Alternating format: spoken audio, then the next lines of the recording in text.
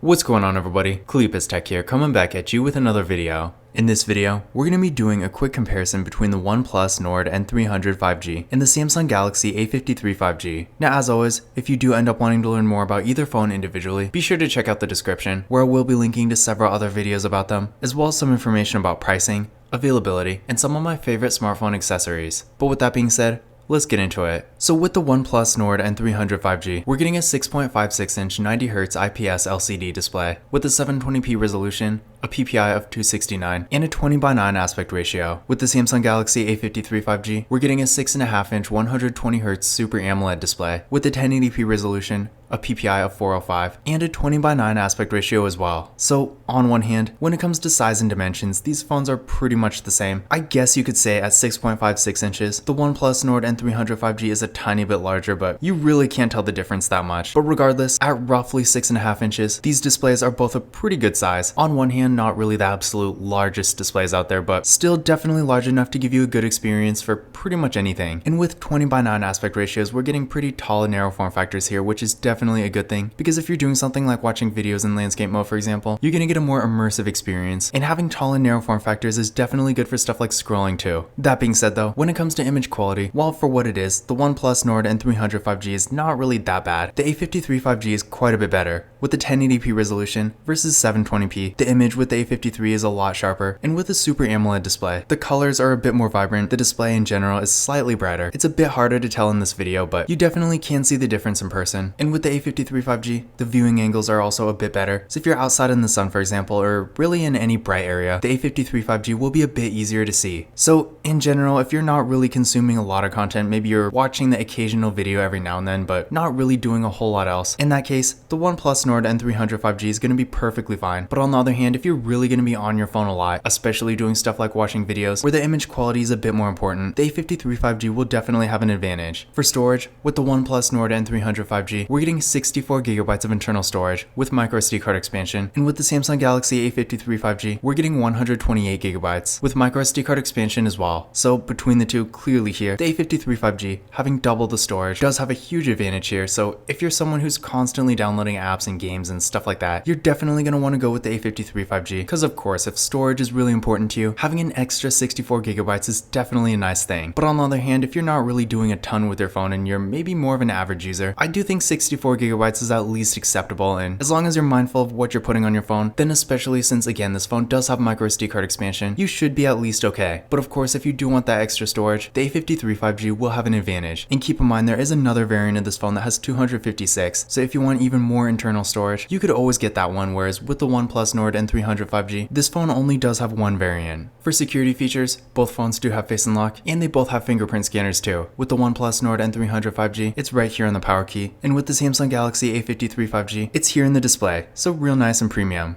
But starting with the OnePlus Nord N300 5G, let's give the fingerprint scanners a try.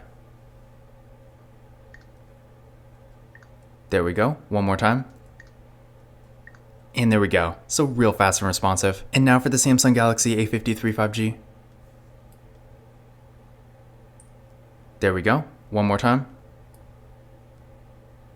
And there we go. So as you can see there, both fingerprint scanners worked real well, no issues at all. And again, remember, both phones do have Face Unlock too, so if you want to use that instead, you always can. Now for the camera setups here, with the OnePlus Nord N300 5G, up front, we got a water drop notch design for the selfie camera. This camera is 16 megapixels. Then on the back, we got a dual camera setup with a 48 megapixel main camera and a 2 megapixel depth sensing camera. And then for video, this phone has a max recording quality of 1080p in both the rear and front cameras, so no 4K here. With the Samsung Galaxy A53 5G, up front, we got a nice looking hole punch design for the selfie camera. This camera is 32 megapixels. Then on the back, we got a quad camera setup with the 64 megapixel main camera, a 12 megapixel ultra wide camera, a 5 megapixel macro camera, and a 5 megapixel depth sensing camera. And then for video, this phone can record 4K videos in both the rear and front cameras, so definitely great to see. So in general, for the average user, both phones do have pretty decent camera setups, but with the OnePlus, of course, the camera setup is relatively featureless, so if you're looking for an ultra wide camera and a macro camera and stuff like that, you will be disappointed here. And in that case, the A53 5G, since of course it has all of those, this will definitely be a much much better choice. But despite this, I do want to point out that with the OnePlus Nord N300 5G, the photo quality itself is actually pretty good here, so if you're just taking regular pictures and maybe using portrait mode, you should get by on this phone just fine. I mean, yeah, it's a bummer this phone doesn't have an ultra-wide camera or a macro camera, especially considering even in this price range. I want to say the vast majority of phones do. Not everyone is really going to be using those features that much anyway, so if you really are someone who's just looking to take normal photos, then you probably will still be perfectly happy with this phone. But on the other hand, again, with the A53 5G, this phone has pretty much everything you typically would find in any mid-range phone, including an ultra-wide camera and a macro camera, so if you really want all the features, then definitely keep this in mind. In addition to this, although the OnePlus Nord N300 5G again has pretty good photo quality for what it is, the A53 5G is still a bit better, so in general, if you're someone who's really taking a lot of pictures and the camera is more of a priority for you, then in pretty much every way, the A53 5G will be a better choice. Now to give you an idea of what they can do, first, here's some pictures taken with the OnePlus Nord N300 5G. So again, for what it is, I definitely do think the photo quality here is pretty good. On one hand, not the most amazing quality ever, but considering this is like a $230 phone, I do think it is pretty impressive. So for the average user, again, if you're really not that concerned about having a bunch of features, you don't really need an ultra-wide camera, a macro camera, 4K video recording, or anything like that, then with this phone, I do think you will be perfectly fine. And then here's some pictures taken with the Samsung Galaxy A53 5G. Overall, again, I do think the photo quality here is quite a bit better. So not only are we getting quite a few more features with this phone, but we're also getting better photo quality and 4K video capabilities. So in general, if the camera is more important to you, the A53 5G will be a better choice. Now when it comes to RAM and processor, with the OnePlus Nord N300 5G, we're getting 4GB of RAM with the MediaTek Dimensity 810 processor. With the A53 5G, we're getting 6GB of RAM with the Samsung Exynos 1280. Now when it comes to performance, both are decently fast for what they are, and for the average user, for more basic daily activities like web browsing, social media, watching videos, and maybe playing a game or two, for that kind of stuff, both phones are going to be perfectly fine. But between the two, I still would say the A53 5G is a bit faster. Now, the difference is definitely not huge, and again, for the average user, the OnePlus Nord N300 5G will be perfectly fine too. But if you do want the faster device between the two, then again, keep in mind the A53 5G, while not being that much faster, is still fast enough to the point where you're probably going to see at least a bit of a performance difference. So if you're going to be on your phone a bit more, then definitely keep this in mind. Now, I did run a benchmark test on each phone using Geekbench 6, and here are the results I got. So again, between the two, the difference is really not huge, but as you can see, the A53 5G has a bit of an advantage. So again, if you're going to be on your phone a bit more, probably doing the same kind of stuff, but maybe just doing more of it, you will have a slightly nicer experience with the A53 5G. But again, for the average user, for things people typically use smartphones for, as long as you're not going to be on your phone all day doing super demanding activities like high performance mobile gaming, for example, the OnePlus Nord N300 5G will be perfectly fine too. Now both phones have 5000 mAh batteries, with the OnePlus Nord N300 5G supporting 33W fast charging and the Samsung Galaxy A53 5G supporting 25. In addition to this, keep in mind, with the OnePlus, not only are we getting really good fast charging here, but this phone actually comes with a really nice fast charger too, so you don't even need to get one yourself. On the other hand, the Samsung Galaxy A53 5G, at least in the typical packaging, doesn't even come with any kind of wall adapter, so keep in mind, despite having 25W fast charging, which honestly isn't really that far behind the OnePlus anyway, with this phone, you actually will have to go get a 25W fast charger yourself, whereas again, the OnePlus Nord N300 5G does come with one. Aside from that difference though, both phones have great batteries, so with either of them, you can expect to get great battery life and longevity. But if charging speeds are a bit more important to you, then the OnePlus Nord N300 5G will have an advantage. Now for the software, both phones do have Android 13, so definitely great. But keep in mind, with the Samsung Galaxy A53 5G, or really any Samsung phone for that matter, the software support is quite a bit better. Now I will say, over the past year or so, OnePlus has definitely been getting better. But at the same time, when it comes to Android phones, Samsung does have some of the best software support. So with this phone, in addition to already having Android 13, you can also expect to get several other major updates in the future. Whereas with the OnePlus Nord N300 5G, this phone might end up getting like